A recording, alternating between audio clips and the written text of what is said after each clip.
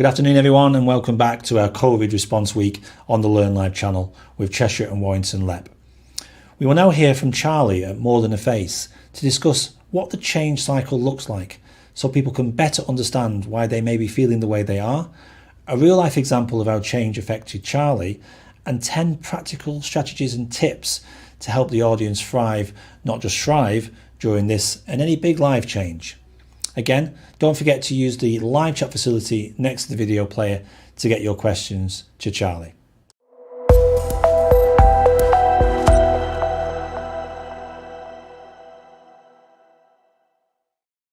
Hi everybody, I am super excited to be with you for this session, and it's all going to be around managing change. It can be any type of change, even though we are focusing on change currently during COVID-19 and lockdown. It can apply to change in life in general. So school to college, college to employment, house moves, relationships, you name it. Hopefully there'll be something that you can take away that can help you right now and also in the future moving forwards. So what we're going to be looking at over the next 15 to 20 minutes is going to be change in our lives and what that looks like, the change cycle and individual responses to that, a real life application of the change cycle, which is a theory, so I'm going to be showing that in real life, and 10 tips for you on thriving in times of uncertainty. We want you to thrive and not just survive and kind of muddle through everything. So change is inevitable, change is constant is a really famous quote. So sometimes change comes along and we're expecting it. Sometimes it comes out of the blue. Either way, we need coping strategies to help us deal with that change. Some people will deal with it quite well. Some people will really struggle. And that comes down to individual differences in background, in terms of whether you see change as an exciting thing that comes along to challenge you, or whether you see it as something to be afraid of and that puts limits on you and maybe scares you. So it's got lots and lots of reasons there are lots of reasons as to why people adapt and change in different ways. But regardless of how well we change, we've all got to cope and have strategies behind us. So just a quick question for you now. Where do you think we experience change in our lives? I've got some ideas, but if you could just take 30 seconds to either have a think yourself or use the chat box facility and just write down for me, where do you think we experience change day to day or throughout the course of our lives? So just have sort of 10, 15 seconds having a think, and then I'll reveal some of my answers. See what everybody comes up with. So some answers that I've already thought of is school to employment. So that transition between having everybody look after you, look out for you, and then moving on to employment where you're very sort of independent. Relationships. So that can be family relationships, it can be sort of, romantic relationships, things like that. Health and fitness. So over the course of our lives, our levels of fitness and our quality of health will change. Homes, we move houses a lot, and said to be one of the highest stresses that there are is actually owning and moving home. Jobs and careers. So a job being something that you're doing in isolation, and a career being something that you are making job moves within on the same sort of path. So a job can be something just individual as a one-off, and a career can be something with a little bit more of a longer term focus and goal. And friendships as well. So, particularly between school and college and employment, there's lots of changes around friendship circles. So they're just some ideas, but clearly you've had some fantastic ideas as well. Now, the change cycle I mentioned is the theory developed back in 1969 by a lady called Elizabeth Kubler-Ross. And she identified these stages that people move through when they have been diagnosed with a terminal illness. But since 1969, what researchers have found is that this change cycle can apply very widely to a whole host of situations. So I'm just going to explain what the change cycle is, and I'm going to be explaining it in the context of the coronavirus and COVID-19. So any change cycle starts with denial. Right at the beginning, we've got people burying their head in the sands, and we will have seen this back in March 2020 when we were told there might be a lockdown, and people started thinking about that. And you would have heard people saying, Wuhan's miles away, it won't affect us, it won't bother me, I won't get COVID-19. The media are hyping it all up. So there were lots of comments like this going around. So this was very much the denial stage. That then moved on to anger. So you will have seen shoppers being angry at the lack of resources because people have been hoarding things. You will have seen people angry at the government because they've not taken action sooner, or because they were imposing restrictions on our lives. So people were angry about the fact that we were actually going into lockdown at all. People were angry because employers were having to make people redundant or lay them off, particularly before the furlough scheme was introduced. People socialising when other people weren't. So some right at the beginning were adhering to social distancing and lockdown suggestions, and others really weren't. So there was a lot of anger around there. And then just in general, angry at our loss of freedom and the fact that we really didn't know what was going on. So again, this is the second stage in that cycle. And these two are particularly individual.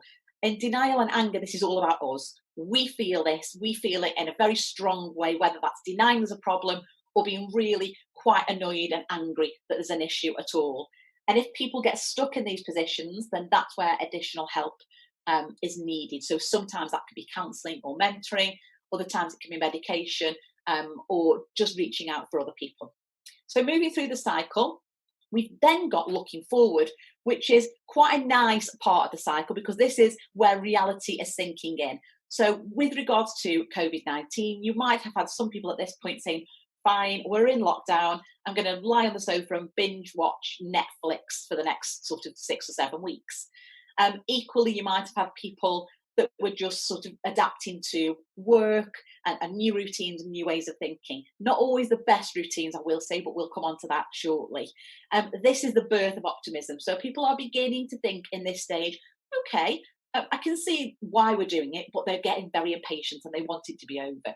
So this is where we were probably a few weeks ago when we started to realise just how important and how essential lockdown was.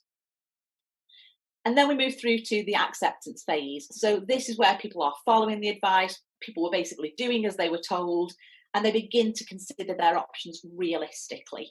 So maybe taking more of an educated view and making plans for the future. So this tends to be a little bit calmer as a section, as a part of this process.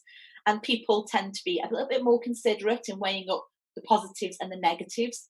So, not to take anything away from the current crisis, but I know that some people are saying that actually they've enjoyed lockdown and they've got a lot out of it. This then moves on to new behaviours. So this is where things have changed after the change, if you like. Now, we don't know at this stage what new behaviours are going to look like. For me, I hope that means people will be more trusted to be working from home, that people will maintain those things that have given them more of a work-life balance and enjoyed. I think people won't be handshaking for quite a while, which will bother me because I'm a hugger, so I'm kind of in there in your space wanting to hug everybody. But I know some friends that aren't and really quite like that part. So, there are going to be new behaviours, and I think people are quite foolish if they think that life's going to go back to the way it was before COVID. But there are critical learning points in any change. And one of the things I want to say is that this is not a linear process. So you don't go from denial to new behaviours straight away, generally. Some people will, but it's not uncommon for people to move through that stage and then get stuck or move backwards. So if you think, oh yeah, that sounds like me at that stage, that's absolutely fine. There might be a point where you move back, but ultimately it's about moving forwards. And if you can't do that on your own, then it's about accessing support so that you can do that. So life will be very different after this, absolutely. Whether we're talking about COVID, whether we're talking about graduating, whether we're talking about our first job, our first driving test, our first new home together, life is always going to be very different after a massive change. So another question over to you. Typically, how do you think people feel about change? So if we could go back to January or even before then, and say we're going to be in lockdown, how do you think people would have felt? We'll have some comments in the chat box, which we'll be replying to. And equally, I'll share some of the ideas that I've come up with as well. So, nervous is definitely a big one. Worried about the future and the uncertainty. Scared about what might happen. Uncertain. So these are the feelings for people who really are challenged and triggered by change. But equally, you'll get some people like me who are a little bit strange, because I tend to chase change a bit, who feel quite excited by change and quite hopeful that actually this change will bring positive changes in the future. So I want to just explain to you the change cycle now in real life. We've had the theory, the Kubler-Ross modelling theory. In 2005, I gave birth to my son, who's on the screen, Harry. He was actually a twin, so we've got Harry and Oliver. And Harry was born, as you can see, with only half of his face formed. It was a very rare craniofacial condition called golden heart syndrome. And I massively struggled to cope with the news that Harry had been born this way, because I wasn't prepared. And so I wanted just to show you what the change cycle, very quickly, because I'm conscious we don't have a lot of time, but what that looks like in real life. So for me, there was no denial that Harry looked very different, but I denied a lot of how I felt. So I told people I was great, I was fine, I put this big smile on, I said I was coping, and I denied the feelings and I suppressed the feelings that I had. And I had that fear of not being able to connect with Harry, and I didn't tell anybody. I just sat on all of these feelings, and I'm sure there have been times in your life already, if not there will be in the future, where you want to be honest and say things, but you just fear the consequences. And that's where I was. I was really scared, and I just denied how I felt, pretended everything was fine. I did have a phase of feeling really angry. I felt angry because the doctors couldn't give me an explanation as to why Harry had been born with the disfigurement. I felt angry about the fact that he'd been born to me and that his life was going to be changed forever. I felt angry that some mums that were outside the maternity unit smoking would go on to have perfectly healthy babies that I would never know. I felt angry towards other parents who'd had twins, who'd gone off and had a really lovely, beautiful life that I'd expected. So for me, I was really consumed with anger. And again, denial and anger were things that I dealt with privately, one-to-one, for quite a long time. So probably about sort of 6 months intensely, and then 18 months moving on to 2 years. And I did need support because these things were unaddressed, which led to me having a breakdown. So, those two parts can be really personal and really significant. As I started looking forward after my breakdown, and I did need support at that point, so I did have to talk to a doctor and get some counselling and things like that. But looking forward, I started to learn more about Harry and work with the professionals that were involved with our lives. So looking forward and the stages afterwards tend to be about your involvement with other people as well, and embracing the fact that there are people out there to help you, and they absolutely can if you allow them to. And that's a really big part. You have to choose to allow people to help you if you are struggling through the transition of change. And so I worked with professionals, and I was able to then find the courage to accept Harry, to work with helping other people to accept him. And that was really powerful for me. That led to new behaviours in terms of the way that I changed. So if you think, I went from a mom who was really frightened to even hold Harry and didn't know what to do with my life, to then moving on to becoming a charity founder. So I've now spoken with over 5,000 students and young people about facial disfigurement and visible difference as part of my charity More Than a Face. And I'm also a published author, and I'm a speaker, and I go out sort of educating people and training them on the self-talk that they engage with sometimes. So a real change for me. And so change, although it's scary, can also be transformational and very positive. So just going to finish with some top tips on thriving, not just surviving through change. The first tip is to channel and flip the sensations of fear. Now, the physiological responses to fear and excitement are actually very, very similar. So, where's that gone? There we go. So we might sort of have sweaty palms, our heart might bang, our pupils might dilate, we might get short of breath. Very similar responses, regardless of whether that's excitement or fear. And what happens is the emotional part of our brain, which is called the amygdala, detects when something has changed. So when change happens, and it prepares us for fight or flight. It says, right, something's changed. I'm not sure whether this is dangerous or not. Let's get ready. So that's what our brain does. We don't think about that. It's unconscious. It just happens. And then the thinking part of our brain says, well, actually, no, don't worry. We'll give this some context. Don't be worried. It's just a scary movie. Or don't be worried. It's just a job interview. Or don't be worried. It's just a new building and new people. And that can calm us down. But the sensations are very similar. And neuro-linguistic programming says that PATS, which is a technique if you wanted to look into NLP, that fear tends to be in the pit of our stomach. We tend to say that we feel really sort of frightened at the bottom of our stomach, whereas excitement tends to be higher. So you might feel excitement as butterflies fluttering in your tummy. So if you are feeling fearful or you're feeling those sensations, really focus your energy on where you're feeling that in your body and lift it up a couple of inches so that it becomes a little bit more like butterflies. And try and reframe things from I'm afraid to actually I'm excited, because the unknown, as scary as it can be, and I'm not saying it isn't, can also be really exciting. You don't know what can happen at the end of things, so you can have great opportunities. Routine is really important. I mentioned earlier some people will be getting into bad routines, so after change, particularly at the moment, some people are sleeping late, getting up later, they might be drinking more or self-medicating in different ways. It's really important that we get ourselves into good, positive, healthy routines and focus on what we can control. There are lots of things when we are in a situation of change that we can't control and never will be able to. And we need to accept that and really focus on the things that we can control and we can work with. It's also helpful to be proactive. So if you would love to take up a hobby, if you needed more time for something, this is the time to do it. So be proactive, learn new skills, do new things, catch up with old friends, and also that actually enhances your feelings of control and improves those levels. So you've got a double whammy there almost. See the progress that you've made. If anyone had said to us, we're going to be in lockdown for months or weeks and weeks on end, people would have said, oh no, I'll be freaking out, I'll be doing this, I'll be doing that. There would have been all negative predictions. Actually, we've done really well and we've come a long way.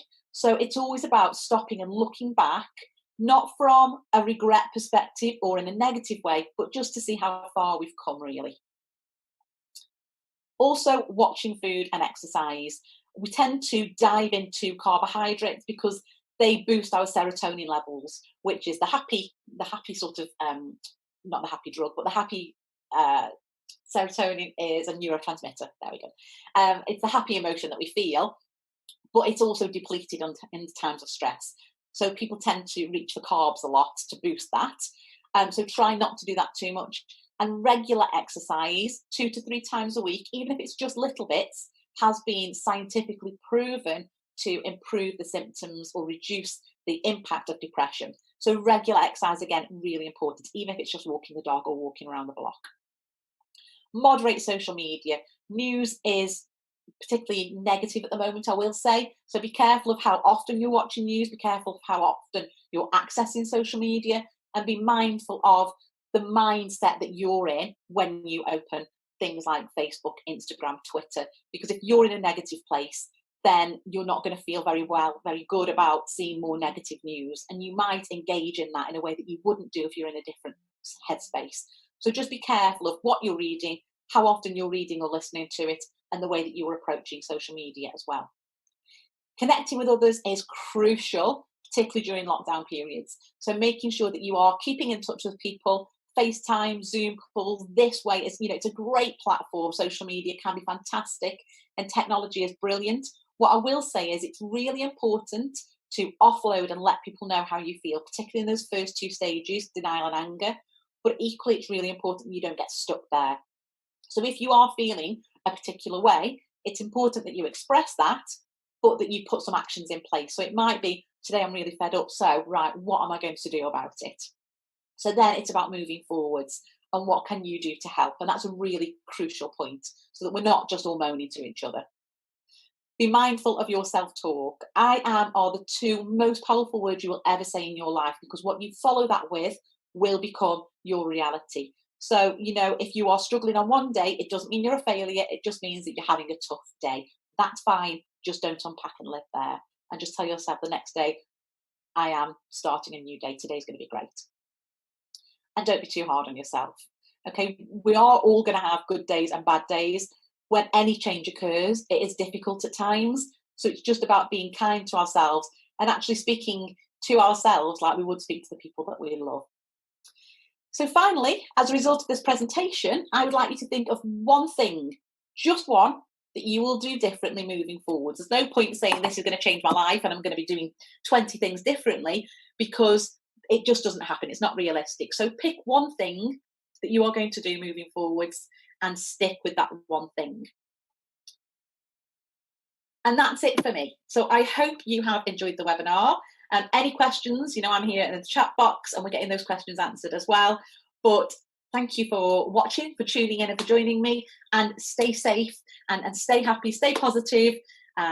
Yes, so change, it's not always a bad thing. So just stick with it, and thank you for joining us.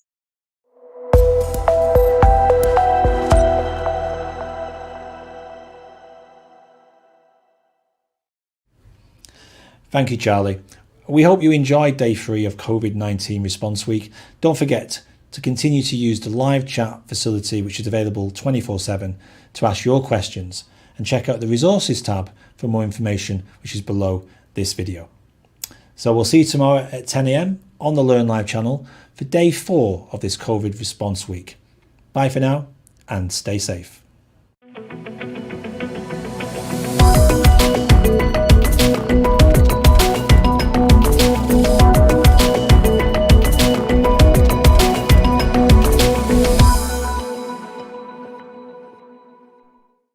Welcome to this live chat facility tutorial. We have had a lot of questions recently about the chat facility and how to use it, so let's get into the video. The chat facility is built with students in mind, with a tool that doesn't need to be parent or teacher led. Each of our pages are linked to the person behind the broadcast, even after it's finished, so you can always ask your questions and get a response about the broadcast. So let's have a look at how to use the chat facility. To use the chat facility, the first thing to do is to type your comment or question into the chat box.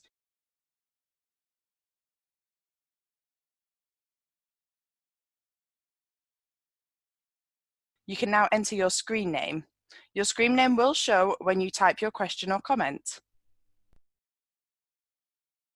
Now you will see the chat facility ask for your email address. As I mentioned before, each of our pages are linked to people from the organisation who can reply to your questions. You can enter your email address, which will not be shared with anyone, to get a direct response from the people behind the broadcast. If you do not want a direct response, then click the button at the bottom. People behind the broadcast can still respond to you if you don't provide your email address. This just means you may have to come back to the page to check the response. You can now speak to the people behind the broadcast and ask any questions you may have, or check out our partner pages to see the companies we work with who you can speak to right now about their current vacancies. You can also check out our careers page, which connects you to employers. Our live chat service is linked 24/7 to employers from a wide range of sectors, all waiting to hear from you. You can leave a question about how to produce a professional CV or how to prepare for interviews, anything work related, and one of our businesses will respond to you directly. You can also access a wide variety of live interactive broadcasts and video on demand with the live chat support on all pages. Now this bit is for the parents, guardians and teachers. The best bit about the live chat facility is that it is completely moderated, so you don't need to worry if your young person leaves a silly comment, as it will only show on their screen and no one else's. Another great thing about the chat facility is that it is GDPR protected, so no information is shared with anyone else. We will protect all email addresses and will never share personal information of the young people. If you have any questions about the chat facility or the Learn Live channel, please use the email us icon at the top of the page. Thank you, stay safe and stay tuned.